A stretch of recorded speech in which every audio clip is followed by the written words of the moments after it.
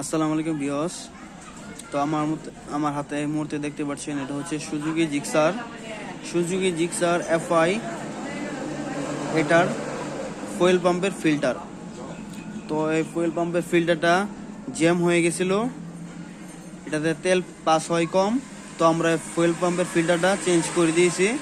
তো এই ফুয়েল পাম্পের ফিল্টার আর ফুয়েল পাম্প কত হাজার কিলো পর পর পরিষ্কার করতে হয়, 7-8 হাজার কিলো পর পর এই ফুয়েল পাম্পের ফিল্টারটা পরিষ্কার করতে হয়। না পরিষ্কার করলে কি হয়, গাড়িটা দম পড়তে পারে।